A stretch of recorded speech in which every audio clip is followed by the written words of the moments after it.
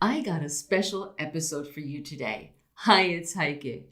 I recently was invited to be a speaker on the Rock Your Midlife Summit, a summit helping women in midlife to embrace the second half of life with enthusiasm and joy. I loved the summit as a participant too, as there were such great topics and a great variety of speakers. So there was something for every woman in midlife. We covered so much ground in the interview. Everything from how to burn fat with intermittent fasting for women over 50, how Pilates helps you get strong and lean without your knees hurting, and how to prioritize your health goals to look and feel better. But we didn't stop there, as I was able to share my stories around the empty nest and what I experienced, and some strategies to thrive in an empty or soon to be empty nest. So let's dive in to the Rocking Midlife Summit. I'm Heike Yates, a fitness and nutrition coach with 30 years of experience. I empower women over 50 to take back their health and strength to lead a vibrant life. Right now, you're joined by thousands of women over 50 around the world who stop dimming their light and instead ignite their spark. On this podcast, I do what I do best, taking complicated information about fitness, nutrition, and mindset strategies and breaking it down into baby steps that are simple, actionable, and sustainable so you can implement them into your life. I regularly interview some of the most inspiring women who share their honest stories on how they went from their worst to their best life, so that you know you're not alone in your struggles. Join me as we redefine what aging looks and feels like by taking action and saying, yes, I can. This is the Pursue Your Spark podcast. Heike Yates, beaming in from Hawaii. Look at that background. That's where she is right now. It's like I've just got books and beautiful words. But she is from the United States, originally from Germany, but she's in Hawaii right now, beaming into us. So hello. Well, Karen, thanks for having me. I'm so excited to be part of the summit, and of course, also excited to share with you my background, which is a picture I took during one of our vacation times here on the island, because we do a work and vacation retreat basically here. Heike was just telling me that, this is her holiday work home. And I'm like, oh, holiday work home in Hawaii. There's a goal for me. There's something to put on my bucket list, my big, audacious goals. So I'm like, I'll be there soon. Please do. It is absolutely lovely. And I think this is one of the best things we've done now that we can all, for the most part, at least in my business as a fitness and nutrition coach, you can work remote. You don't have to be tied to a location. And people are always in awe when they say, well, how do you train people? And I say, well, I sit on the carpet and I have my laptop in front of me and I'll coach my groups. I coach my clients individually, and I can be wherever I want to be in the world. And you guys can't see my view, but I'm looking out to the ocean over my laptop. Isn't that just the best time to work? Because you sit here, you type, you work, and then you look out and you go, oh, this is so good. That is just like beautiful gold. It's like, yes, put yourself in a position, a place that you feel great, that you can work.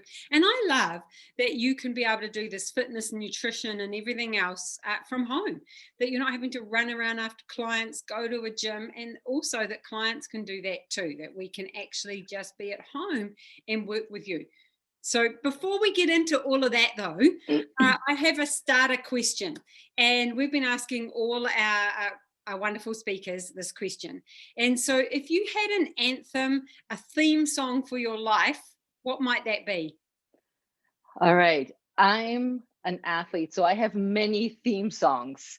When I go to races, I'm always like, this is my song. And when I thought, oh, what would be my song for a life theme? It's like the fight song, the way by Rachel Platten. And I hope it's not taken by anybody just yet.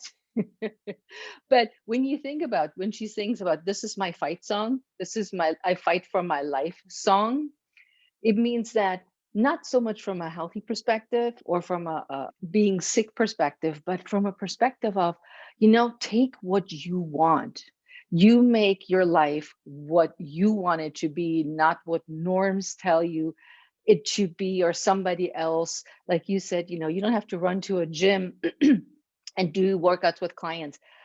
I took that liberty and said, no, this is not what I want to be. And so I have to fight for this because it is so easy to fall into a rut and just abide by what the norm is or what's expected of us. So fight for what you want, especially now in the second half of our life, ladies, and perhaps some gentlemen who are joining us. That's the time now to make those dreams and the needs come true that are now obvious or that are presenting it themselves to us. I so hear you. You get one shot at this life, right? It's like Yep. in the second half, it's like midlife. If we want to rock it, you got to actually fight for what you want. Be brave enough to stand up and go, this is what I stand for, and this is how I'm going to do it. We don't have to do the norms, as you say. Yep. And it's that the theme of the Rocket Summit is Rock Your Midlife Summit is just so perfect for this song, I thought, as well. Absolutely. Absolutely. No, that's gorgeous. Thank you so much. So I know you talk about empty nesters, being able to burn fat, intermittent fasting, keeping yourself, well and healthy, and prioritizing your health. So we're going to talk about that today. But I'm also really keen to talk about, what was life like when your children left home, and how do you start a life without kids? Although I have to paraphrase this because my children are 19 and 21 and I can't get rid of them. I love them. So if you have any extra tips on how I can move them on faster, because I'm ready for that. But I want to know, what was it like for you when they left home, and how did you renew and re-energize yourself? Well, let me fast forward just a little bit and I come back to your question, Karen. My kids have turned a little bit into boomerang kids, as they're called now. My daughter has moved back in with us for the past 2 or 3 months. My son has lived with us for a month in between with his wife. So they all seem to be coming back. And I I've was like, heard that what? happens. Oh no. They're gone. And as much as I love him, but you get used to having your own life and your own schedule and your own rhythm. And then suddenly they're back and you're like, okay, do I go back in my mom role? So there's the syndrome now with the boomerang kids that are kids. Mine, I should also say, are 30, almost 30 and 33.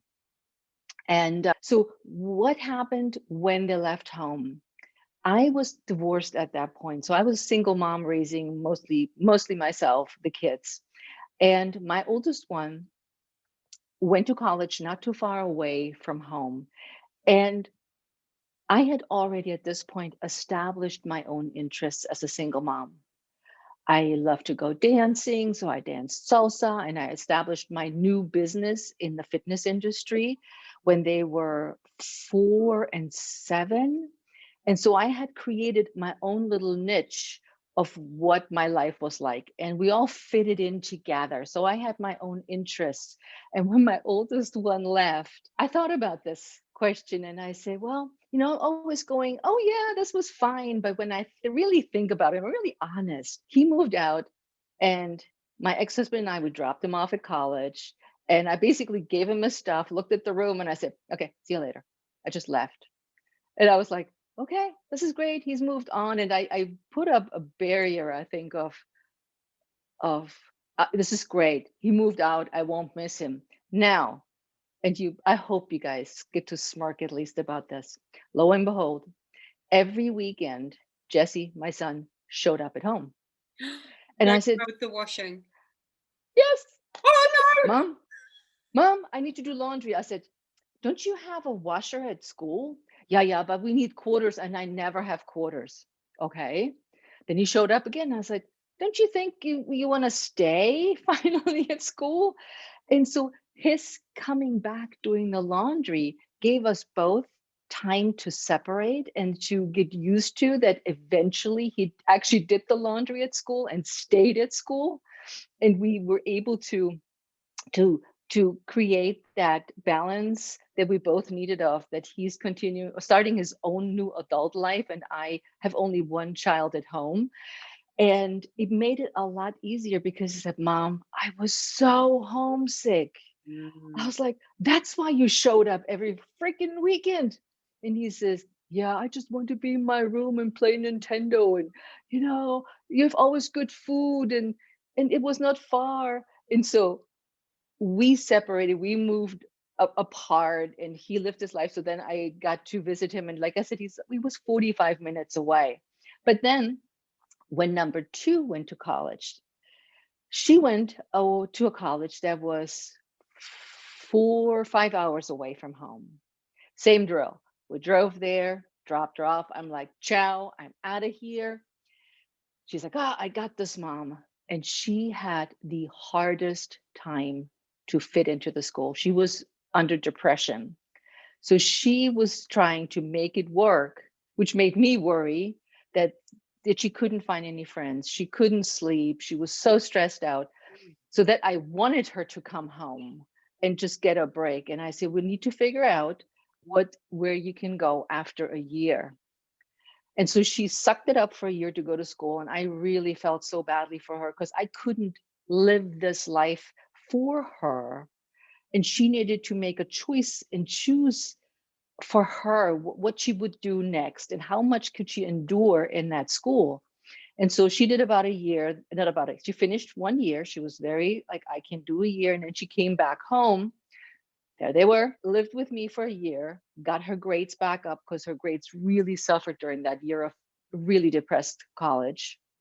And then she moved out again to do her own thing. Then she came back again. That's what I'm saying. I don't know what my kids, they must love it at home, but they keep coming back. But I think one of the defining moments was so they're all gone, they're all in colleges, they're all doing their thing. My son graduated college, and he then eventually, about a year later, moved from the East Coast of the United States to the West Coast. And this is when we both really felt this empty nester syndrome, or I wouldn't want to call it a syndrome. It's just my nest is really empty. And he says, Mom, what are you gonna do without me? And I was like, I don't know. And he says, what you always do, Mom? I'm like, yeah, what I always do.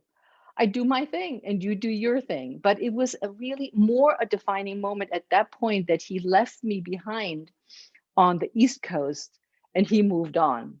Mm. But he knew that I had done all these other things aside from raising children. And I highly recommend this to any parent.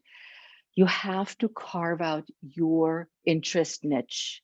Make a little space for yourself, for your interests. Don't all let it go because you're raising the kids, you're in the PTA. And I remember I used to be a soccer mom, as in coaching soccer, because nobody wanted to coach soccer. So here I was coaching soccer with another mom. But yeah, so carve out something that you always like to do. And then once they're gone, don't be feeling guilty that you took over their room, because now my daughter's room is my office. And many women have said, oh, I don't know if I can take over the room. It's their room. And when they come back, where should they sleep? And I'm like, well, there's the sleeping couch. Perhaps there's the guest room. Because why should the room be empty? And so now I have a beautiful office where I enjoy working, and I made it my office. And when she comes now, like right now, she's in the guest room. But it's like this letting go business. Yeah, I think that's a really important point, is to, while your children are still at home, to carve out some interests and do things for yourself. And that's that self-care. And that, yes, you're a mother, a father, you've got all these different roles, but we actually also need to go, who am I? And maintain our identity. Because I think as parents, our identity sometimes gets a bit lost. Yeah, very much so. And then I see some of my clients who are like, well, what am I going to do now? I miss them so much. I spend my whole life just catering to them. What now? And Mm, it is so, so important not to feel guilty that you take time for yourself, because they will, like my son said, he's like, oh yeah, you're dancing salsa. Because that was one thing that I really enjoyed during that time when they, were during their college time, that I would go out and learn salsa and do salsa classes and go salsa dancing. And he knew that this was important to me, that I would do that on the weekends. And yeah, so I carve out something, whatever, it's knitting, it doesn't matter what it is, but absolutely. something that's yours, Mm. that it's only you do it, not even your partner. It's just your thing with your girlfriends or whoever, but Yeah. it's something that's yours. And for the guy, if there are any guys watching, my husband was a full-time dad for about 8 years. And so I was working, I was traveling, I was still a full-time parent, but I wasn't always here at home. Yeah. And so but he found he lost himself in that. And it was really evident that he felt like he was losing his manliness, I guess, for whatever a better word. And so it's Mhm. exactly what he did. He went and said, I need to go and be part of the civil defence rescue team, so, and do blokey stuff. Well, that's probably a very New Zealand word, man stuff. And so he could feel like who he was and had something for himself. And so I learned from him very quickly that if that's what he needed, I also needed to be able to do that as well for me. So I love Yeah. that.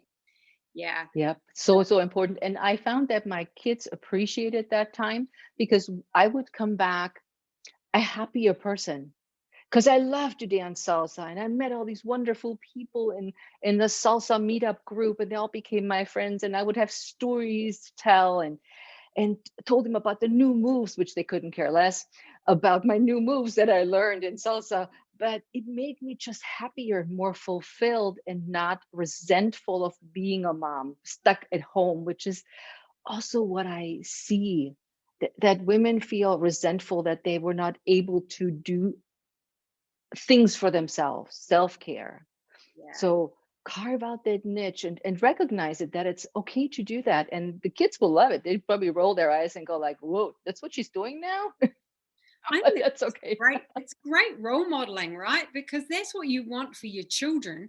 You want them Yep. to be able to find their passions and excitements and not get lost into one role in their life, but have many, many different roles. So that is just beautiful. Thank you. So let's talk about intermittent fasting, because I know this is something that you talk about and it's really popular right now. So how can women in midlife incorporate this into their lifestyle? So intermittent fasting has gotten a good rap and a bad rap. The bad rap is that a lot of people believe intermittent fasting is a starvation diet, that you simply just stop eating and that's intermittent fasting. So that's the negative connotation that I keep hearing over and over. And when I talk about my program where we incorporate intermittent fasting, it's the first thing is like, I'm not going to be hungry. I'm not going to be starving myself. And I try to explain that is not the case. The good thing about intermittent fasting is, as we are approaching midlife, we're going through the changes, menopause, and especially during menopause, we're experiencing, because of the hormone changes, so much more digestive issues, much more bloating that's never been there before, or food allergies that you never, I mean, I can tell from my own experience that I'm now allergic to carrots. And if I eat a lot of carrots, I am definitely not a happy camper. But so there is these two camps. I started intermittent fasting about 3 years, I think it's about 3 years ago. And the reason I started it as an athlete, I so I'm an Ironman triathlete. That means I run, bike, and swim for a long distance. So up to 15 hours when I'm in a race, but I exercise a lot. Not to scare anybody off, because I'm not that specific to the intermittent fasting. But given the fact that I exercised so much. I should have been lean, very little body fat, felt great. And the opposite happened. I gained body fat. I wasn't feeling well. I felt bloated a lot of times. And that's when I came across intermittent fasting. And with everything that I teach, I test it first on my own. I do a lot of research before I go into it, and then I test it. And then I see, what does it actually do? Does it hold true to the promise? Or is it just a hoax? Is it something that is doable, which is super important to me? Is it something where I have to buy supplements? Is it something that I have to change my diet completely upside down? Is it something that I can't do for the rest of my life? Or is it? And so these are all big considerations in my programs too. Is it something that a woman that says, Heike, I want to do intermittent fasting, how do I get started? The simplest thing to get started is, don't change anything, but finish your dinner at 7 p.m. and then sleep through the night. So don't, after 7 p.m., don't have your evening snack that you may have after dinner. So eat your dinner, be done by 7, and then sleep through the night. And then maybe wait a little bit. Don't eat breakfast as soon as you get up, but maybe give it an hour and eat breakfast maybe at 8. I don't know when people eat breakfast, because I don't eat breakfast anymore. It fits great for my style, for my lifestyle. But it is the easiest way to start intermittent fasting. And I'm not asking you to eat something different. I'm not asking you to stay on a certain schedule. All I'm asking you is not to snack after your dinner, and wait a little bit in the morning and see, when are you really hungry? I have been a fitness and nutrition coach for over 30 years. And for many, many years, I coached, just like many other people in our industry. Every 3 hours, you need to fuel that body. You have to have a snack, 2 snacks a day, 3 meals, so and so much water. But the meals, this is how you eat. Otherwise, your body is not going to function. You're going to get tired. You are gaining weight and all these things.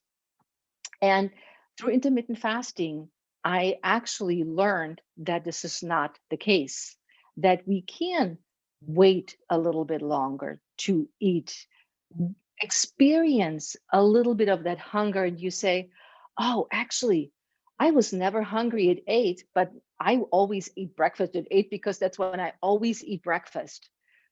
I actually could wait till 10. And then I was like, oh, yeah, now I'm ready to eat. So we're creating, through intermittent fasting, also a mindfulness of when we're hungry.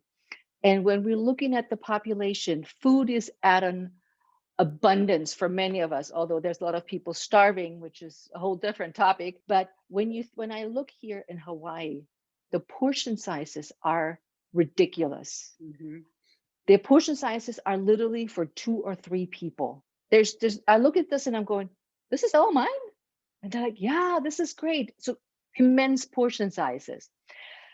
But with that said, intermittent fasting can fit so beautifully in when you're traveling, when you're somewhere, like I'm on Hawaii. It's like I don't have to eat at regular times. I can wait till I can make my lunch, or we make our healthy dinner, and I can fit it into any schedule, whether you're working, whether you are working at nights, whatever your day rhythm is, and that's different for everybody. So where to start?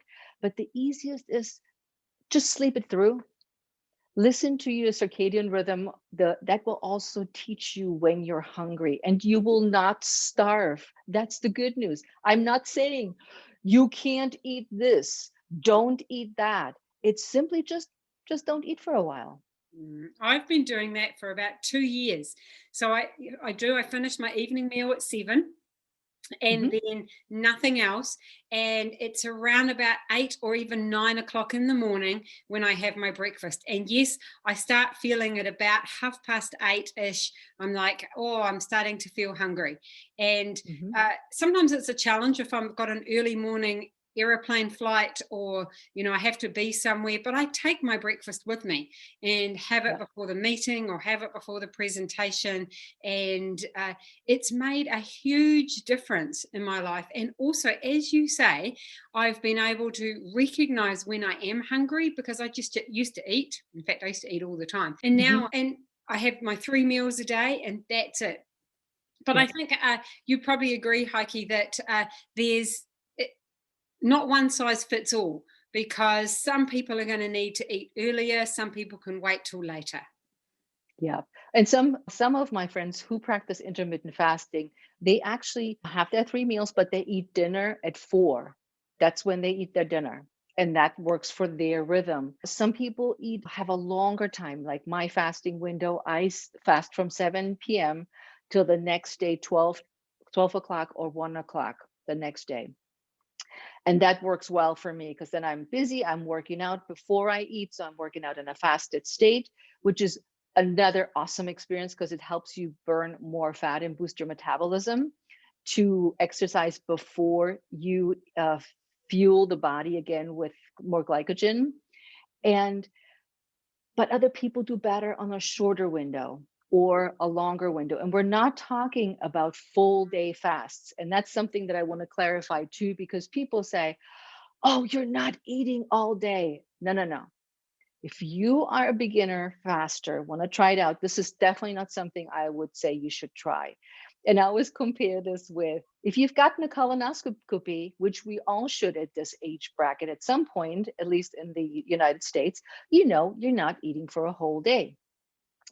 Do you starve to death? No. Do you feel tired and weak? Yes. Do you have some cravings? Absolutely. But it's for a good cause. But that's a different, altogether different beast. And there's much more advanced fasting techniques.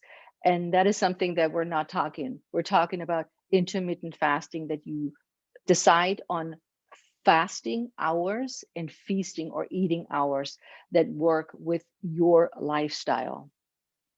Yeah, that is wonderful. I know it's definitely been a game changer for me. My energy levels are higher, my focus is better. Just so much in my life has changed just from that one implementation. So fabulous. So ladies, give it a go. Contact Heike. She can help you along the process, which will be great. But tell us about exercise then, because not all of us are Iron Woman. And what are some of the best exercises for women over 50? This is the most asked question that I get. What is the best exercise for women over 50? Well, we're looking into a whole different gamut of how our body functions. We're looking into that we're more tired, that we're not sleeping, that we have night sweats, that we have less energy because of all the hormone changes.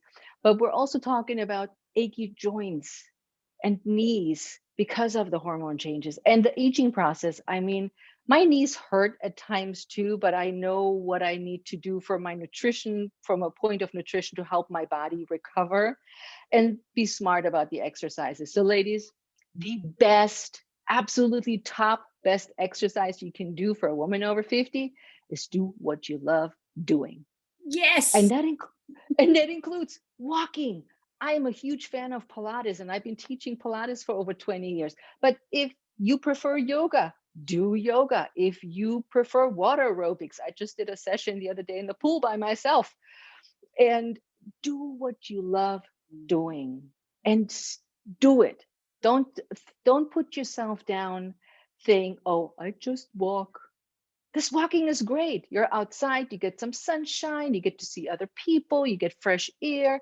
It's just fantastic. But be consistent in what it is. One of the things I want to add to that is that we need to watch out for bone density at this age as well. And we need to stay stronger, because as we're aging, and I see it with clients that are way older than us that I'm working with, the trouble in walking, the trouble in sitting down and getting up and balance. These are all factors that we definitely need to consider. that you say, okay, Pilates is a thing I want to try. And I got some videos where you can just test it out and see if you like it. And if you don't, it's okay too. But we need some resistance training. I mean, I'm not saying necessarily, because I always hear this, Heike, I hate push-ups. I was like, okay, then let's not do push-ups. But Yeah. there are bands, there are other things we can do, weights if you had, or water bottles that you can do exercises with. But we need to worry about our bone density. Walking, running, biking are a great ways to improve bone density because of the impact. Biking, not as much, but more running and walking. But you need to do something for the entire body and the lean muscle mass that we want to develop in order, as we get older, to be stronger and be more functional. As much as we hate to think about that, we're getting older, but it also looks better. It looks so much better when your body is toned. And think about it that way. Our skin becomes more elastic and we have less muscle tone as we're aging. Because of sarcopenia, our muscle amount of muscles reduces.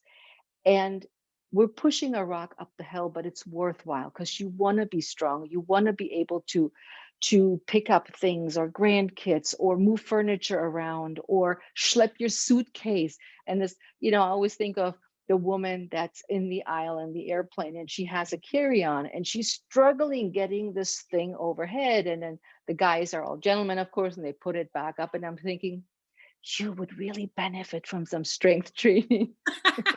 Absolutely. I have a mentor and a fitness coach who always says, lift heavy things. She says, ladies, how heavy is your handbag? You lug that around every day.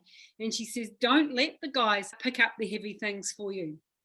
Pick up the Yep. groceries and take them inside.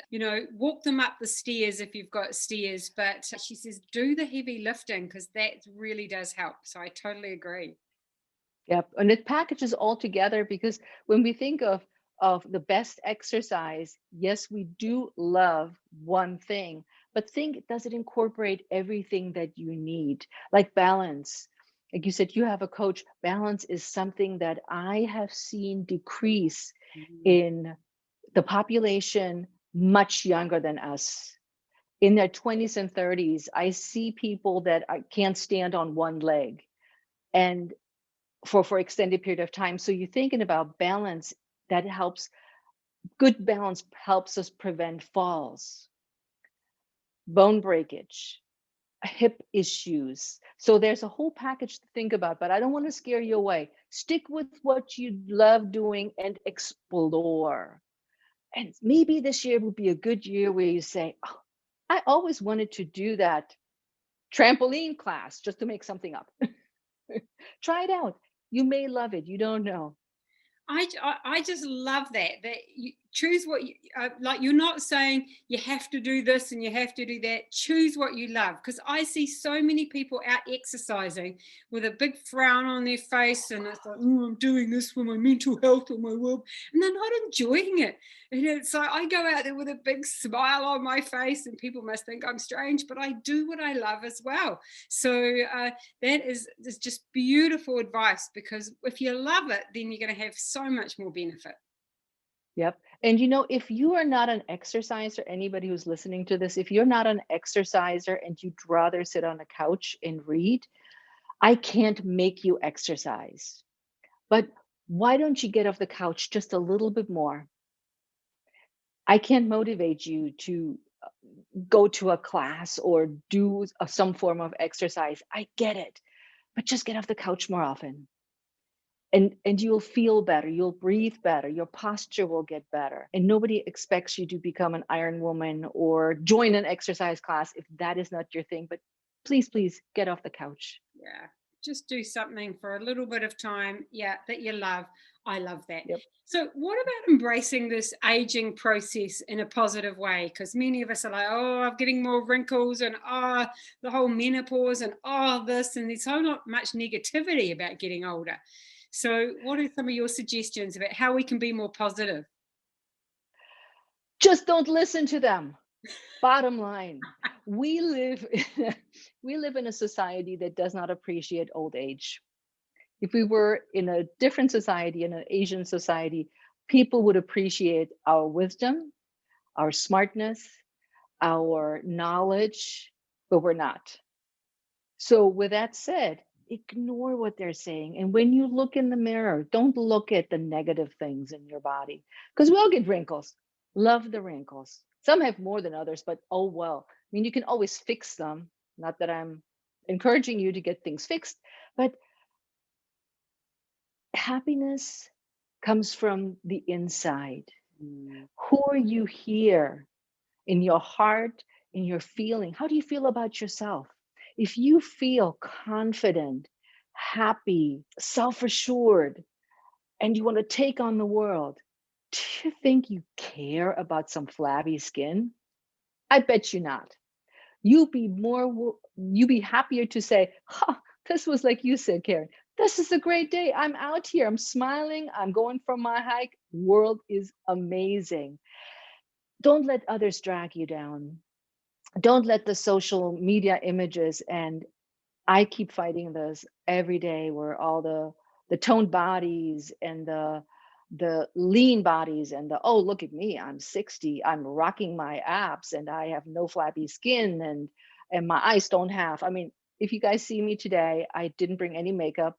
I did the best I could do with my hair. I have bags under my eyes, but oh well. I am also 60, so big deal. Don't look at the external as much. You want to be fit, you want to be healthy. But if you carry a couple more pounds on your body, so what? If you feel great, if you have good energy, if you can do the things that you want to do in life, then you will be happy. Then you will feel great about who you are and not what your skin looks like. So stop listening to all this nonsense and, this ageism that we're now old and we should be looking a certain way. We can't. We're all different bodies. We're tall. I mean, I'm relatively tall. Other people are way shorter. And I always find it cute or funny that when I teach my clients exercises and I would demonstrate and I said, you can't do this? Let me see. Oh yeah, your arms are shorter than mine.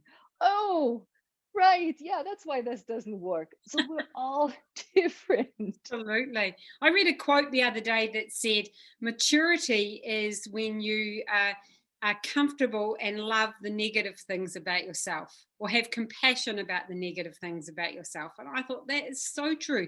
When we get to midlife, it's like just loving all of us. Yeah. And I think the negative things, that there's, in my opinion, there's nothing negative about ourselves. Nice. We tend to adopt others' judgment about us. And that is the negativity that is brought to us and that we're adopting, which there is nothing wrong. There's nothing needs to be fixed. There's nothing that you could do better. You do the best you can with where you are in life and what you have. Beautiful. Absolutely beautiful. Heike, tell us about, I'm interested in your Spark philosophy, like really quickly. Can you tell us what Spark is about?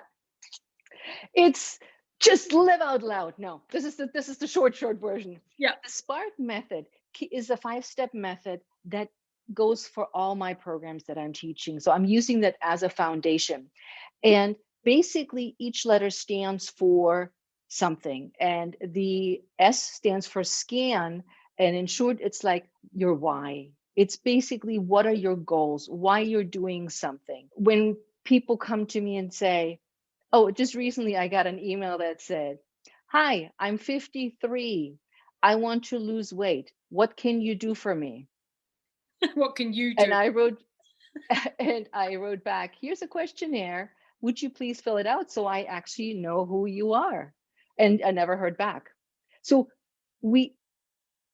interesting, right? It's not just, okay, give me a program, give me a meal plan, which I don't do. Give me a done for you program. I don't do that either unless I know specifically who the client is and who the group is. But I go by, let's look at why you're doing something. Why do you want to lose weight? Why do you want to get in shape? What is the real reason? Is that your husband says you have a muffin top? Or your kids were poking your butt and said, hey, you got a flabby butt, mom. All happened. And so we're scanning, we're looking first, we're getting the building block of our method. Then we plan. So once we know the why, once we know what we got, and then we say, okay, let's plan based on your goals. And a goal that I often get is, I want to lose 50 pounds. It seems to be the magic number. And then it's like, okay, why do you want to lose 50 pounds? How do you think this is supposed to go? How do we structure this for you? Is 50 pounds a realistic number? Or is it just a number, and which is often the case, it's a number that's just made up that sounded good. Mm. And I was like, this has nothing to do with reality. So we're clarifying this. And then we put all this knowledge together and we pump it up, and then we say, okay, here is the plan for you at the moment. This is in the amplify space. So we're putting it all together, we're blowing it up, we're saying, okay, this is our framework of where we're going to start with you. And then we're like, okay, that sounds like a good plan, but what could be some of the roadblocks? What could happen that holds you back, like a coworker who brings M&Ms to work all the time? That's a roadblock. I love M&Ms. So if M&Ms look at me, I look at them, and they're in my tummy. So overcoming those roadblocks is, how can I help you be more successful, and how can we deal with things when they don't go so well? Because then at this stage, I often get it didn't work. I couldn't do it again. This plan is not working for me. And I want women not to stop then and say, okay, let's throw this away, and I'm not good at this. You are good at this, but we need to break it down into these bite-sized pieces where now you can say, okay, I know that coworker, let's get the M&Ms thing going, the M&M person, you say, you know what, let's just bring in some apples or oranges or nectarines instead. Here's my goal. This is what, pull them in and say, hey, can you help me with this? Because I look at those M&Ms and they're just in my tummy, and I just can't help it. Yeah. And then at the final stage is where what I loved is we kick ass and we put the pedal to the metal and we test what we created. We're designing a consistency through the final step. And then we go back and we reevaluate. Did those things that we implemented in first place actually work? Where do we need to go back and re-educate or change things because they didn't fit in the lifestyle that we designed for that particular person?